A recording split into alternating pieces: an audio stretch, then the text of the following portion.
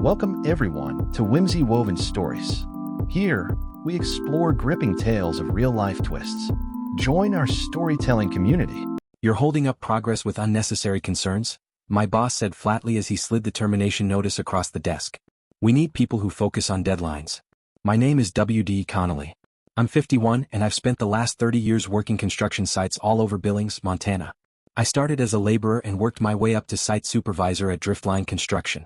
I know a job site's rhythm, the hum of a healthy generator, the look of a perfectly level foundation, the tension in a cable that's just right.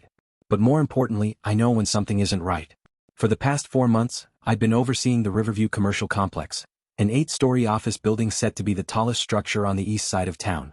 The project was already behind schedule when they brought in Justin Hawkins, a 30-something project manager from a high-end Seattle firm. On his first day, he strolled around with a tablet, tapping notes without touching a single tool or speaking more than a few words to the crew. These temporary supports don't match the specs, I told him last week, pointing to weak bracing on the 3rd floor. We need to reinforce them before we build higher. The engineering team signed off on it, he replied without even glancing up from his screen. We're moving forward as planned. I documented it just like I documented everything, photos, notes, emails. Some might say I was covering my ass. I called it doing my job. Now, sitting in the site trailer, I watched Justin wait for a reaction that wasn't coming. Guys like him expected guys like me to shout, throw things, lose it. I just gave a single nod and stood up. I'll clear out my locker, I said. I already had your things packed, he replied, pushing a cardboard box toward me. Security will escort you to your truck. Security? Like I was some kind of threat. Like 3 decades of showing up early, staying late, and flagging legitimate safety issues made me dangerous. I took the box without checking what was inside and followed a young security guard, barely out of school, toward my truck. A few of the crew stopped working and looked our way. I gave them a small nod. Not a goodbye but a warning, watch yourselves. As I drove off, I saw Justin already talking to my replacement, a man nodding eagerly, no doubt promising to keep things moving no matter what. They thought this was the end of me. It wasn't. I've spent my entire life building things that last. My father, a carpenter, taught me that shortcuts lead to weakness, and weakness leads to failure. Do it right the first time, he'd say, even if no one else knows the difference. That mindset earned me respect from crews and contractors, and cost me jobs with companies that valued speed over quality. This wasn't the first time I'd been let go for insisting on doing things right. Twice before, I'd stood my ground and walked away. Both times I found new work within weeks. Good superintendents who actually care about code and safety are rare. My wife Elaine always understood my principles, even when they strained our finances. Your name's on that building just like the developers, she'd tell me. You have to be able to sleep at night. Driftline had once been different. When I joined 7 years ago, founder Gregory Stein still ran the show. The company was mid-sized, doing quality work on commercial renovations and modest developments. But after Gregory retired, his son took over and everything changed. The company tripled in size and suddenly the focus shifted, from quality to deadlines. The Riverview project was their biggest yet, and the pressure from above was intense. The first red flag came when they replaced our veteran project manager, Hank Willis, a man I'd worked with for years, with Justin Hawkins. They're bringing in new blood, Hank told me during his last week. These young guys from big firms? All they care about is the bottom line. Be careful, Wade. I nodded at the time, not realizing how right he'd be. In Justin's first month, corners were cut. Safety meetings dropped from 15 minutes to 5. Material inspections became a formality. Paperwork that used to be required was now optional. When I pushed back, I was labeled old school, resistant to change. So I began keeping a separate record. Photos, notes, voice memos where Montana law allowed, and emails from my personal account. Quietly. Thoroughly. The breaking point came when I discovered they had used lower-grade structural bolts on the 4th and 5th floors. To the untrained eye they looked fine. Even an inspector might miss them without a detailed review. But in an earthquake or strong windstorm, that shortcut could bring the whole building down. We need to replace these, I told Justin, showing him the side-by-side comparison. He barely looked at them. The supplier says they're within acceptable parameters. We're not delaying the steel team for this. That's how I ended up here, escorted off the site I helped shape with a cardboard box in my arms. They might have taken my job. But I still have something they don't, the truth. That happened 2 days before they let me go. After being escorted off-site, I drove straight home, the cardboard box on the passenger seat feeling more like a quiet witness than just a container of my belongings. Elaine wouldn't be home from her hospital shift for a few hours, so I sat in the driveway, staring at the house we'd bought 15 years ago. The roof needed replacing. I'd planned to tackle it this summer. Now I had the time but maybe not the money. Inside, I placed the box on the kitchen table and finally opened it. My thermos. A couple of well-used reference books. The framed photo of Elaine and me at Glacier National Park. But my personal tools were missing. My Milwaukee drill set, precision measuring equipment, other specialized gear I'd collected over the years. Easily over $2,000 worth. I made a detailed list, then called Driftline's HR department. The woman on the line sounded uneasy when I explained what was missing. "I'll look into it, Mr. Connolly," she said. "But I should let you know that, per Mr. Hawkins's report, you were terminated for insubordination and creating a hostile work environment." I hadn't even raised my voice with Justin. Not once. Not even on the day they fired me. "That's interesting," I replied calmly. "I'd like a copy of those reasons in writing. And I expect my tools returned. Otherwise, we can continue this conversation through my attorney." She promised to get back to me. I ended the call, stared at my phone for a long minute, then opened my personal email. In carefully organized folders was everything I'd documented over the past 4 months. 76 safety violations, each one backed by photos, notes, and emails showing my efforts to address them through the proper channels. At this point, it wasn't just about being fired. It was about the 200 people who'd eventually occupy that building. About the crew who had no idea what had been hidden behind drywall and buried beneath concrete. Every corner cut was a disaster waiting to happen. I started a new email addressed to OSHA's regional office. The subject line was short and to the point. Urgent, multiple critical safety violations at Riverview Commercial Complex. I worked steadily, sorting the violations by category and severity, cross-referencing them with code requirements, attaching documentation. Hours slipped by. At some point, Elaine came home and found me still at the computer. "Wade, what happened?" I told her everything as I continued typing. She stood behind me, her hands resting on my shoulders, reading the screen as I worked. "They're going to push back," she said softly. "Let them. You might not get hired again in this town." My fingers hovered above the keyboard. Some things matter more than a paycheck. She squeezed my shoulders gently. "I know. That's why I married you." At 9:47 p.m. I hit send. Then I opened a new message, this one addressed to the State Building Inspector's office. The call from Justin came early, 7:30 the next morning. "What the hell do you think you're doing, Wade?" His voice was tight with restrained fury. "Good morning, Justin. I just got off the phone with OSHA. They say a complaint's been filed about our site. Was that you?" I sat at the kitchen table, coffee mug in hand. "I reported legitimate safety violations. That's all. You were fired for stirring up trouble. And now you're proving I was right." His tone shifted slightly, almost as if appealing to reason. "Wade, look, I get it. You're angry. But this kind of vindictive behavior isn't going to help you. I've already had firms calling asking about you. The threat was crystal clear. Keep pushing and I'd be blacklisted. If the site is up to code, there's nothing to worry about," I said calmly. He let out a sharp, bitter laugh. "We both know inspections aren't always black and white. What one guy sees as a violation, another calls an acceptable variance. But you know what is clear? How this industry treats disgruntled employees who try to sabotage projects after they're let go. Is that what happened to my tools?" I asked. "Sabotage?" Pause. "What tools?" "The ones missing from my personal box. I've already filed a theft report with the police." That wasn't true, yet.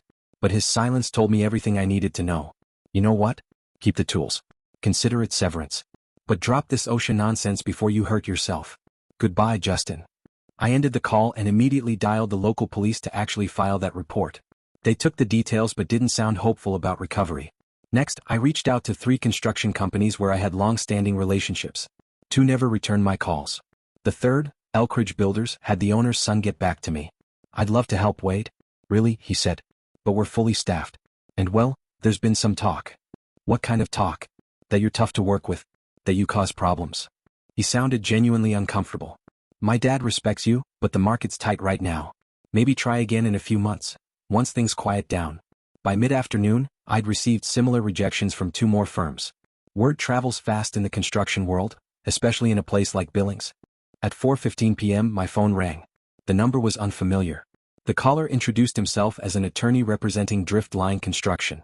"Mr. Connolly, I'm calling to inform you that any further communication from you regarding the Riverview project could be considered defamatory and may result in legal action."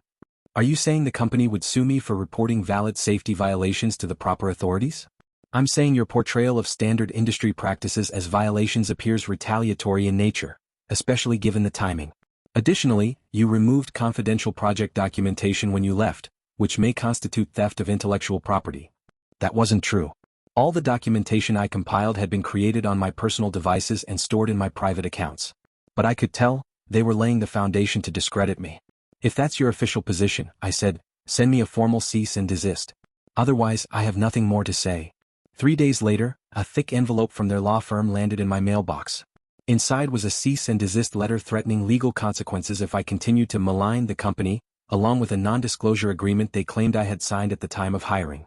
I hadn't signed anything like that. But fighting this in court would require a lawyer I couldn't afford. It was clear, they were trying to bury me before the inspectors ever reached the site. Exactly 1 week after my termination, I was sitting in a downtown diner when Franklin Weber slid into the booth across from me. Frank had been my electrical foreman on the Riverview project. We'd worked together on and off for 15 years. "This is probably a bad idea," he said, glancing around the diner.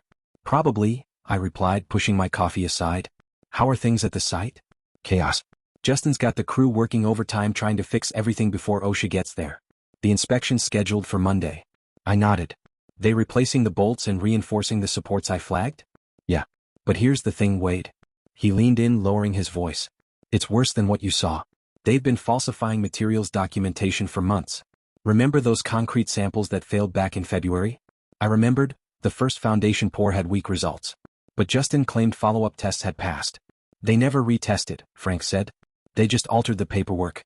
Same with the fire-rated materials. The manufacturer sent a notice saying some of the batch didn't meet spec. They buried it." A cold knot formed in my stomach. "How do you know?" "Donna in purchasing kept her own records. She was worried about liability. When she found out you'd been fired, she came to me." He slid a flash drive across the table. Original documentation versus what was submitted to inspectors. I stared at the tiny black drive. "Didn't touch it." "Why are you doing this, Frank? You've got a pension coming. You've got skin in this game." He met my eyes. "My son's firm is set to lease 3 floors in that building. And I was raised to do what's right, same as you." I picked up the drive. "They'll figure out where this came from." "Probably. But I'm too old to care anymore." After he left, I headed to the public library and used one of their computers to check the files. What I found was worse than I'd imagined. This wasn't just sloppy oversight. This was systematic fraud. Doctored reports. Falsified test results. Substandard materials. It wasn't just Justin. It went all the way up to corporate. Project executives. Purchasing directors. They'd underbid the contract to win it, then cut corners to make up the difference. On my way home, I drove past the Riverview site. The building stood 6 stories tall now, its steel bones rising into the Montana sky. I thought about the people who would one day work inside, completely unaware of what was hidden in the walls and beneath the floors. When I walked through the door, Elaine was waiting. "I ran into Vivian Taylor at the hospital," she said. Vivian was married to a city council member. She mentioned that Driftline made big campaign donations to the mayor and several council members right before they got fast-tracked approval for the Riverview zoning variance. The pieces were coming together. Political connections. Rushed approvals. Cut corners. Buried records. This wasn't just negligence, it was corruption. That evening, I left a voicemail for my OSHA contact, telling them I had new documentation they needed to review before Monday's inspection. Then I forwarded everything from Frank to both OSHA and the state building inspector's office. The next morning, I got a call from Gregory Stein, the retired founder of Driftline Construction. "We need to talk, Wade," he said, his voice grim. "This goes deeper than you know." I met Gregory at his lakeside home about 30 miles outside the city. At 72, he still had the weathered hands and upright posture of someone who'd spent decades on construction sites before moving into management. "I never should have let my son take over," he said as we sat on the deck overlooking the water. "Thomas always cared more about growth than quality. But I never thought he'd go this far." "You've heard about the falsified documentation?" Gregory nodded. "Old contacts started calling me when your OSHA complaint hit. What you may not know is, Riverview isn't just another job for Driftline. It's the flagship project in their bid for the hospital expansion. A $100 million contract. Suddenly, it made sense why they were scrambling. If OSHA found serious violations at Riverview, they'd lose any shot at the hospital project. "I've been collecting evidence too," Gregory added. "Thomas doesn't realize I still have access to some internal accounts. I've documented irregular payments to city inspectors, altered safety tests, everything." He locked eyes with me. "I built that company on my reputation. I won't let them turn it into a death trap with my name on it." We spent the next 2 hours laying out our plan. Gregory would present his findings to the board of directors, forcing them to take action. Meanwhile, I would coordinate with OSHA to ensure the inspection couldn't be swept under the rug. The next day, I got a call from a journalist at the Billings Gazette. She said she was working on a piece about construction safety and heard I had concerns about Riverview. "I can confirm I reported safety issues through official channels," I said carefully. "Beyond that, I can't comment on an ongoing investigation." She asked about falsified documents. I told her to request public records related to project approvals and inspections. That was all I could offer. 3 days later the article ran.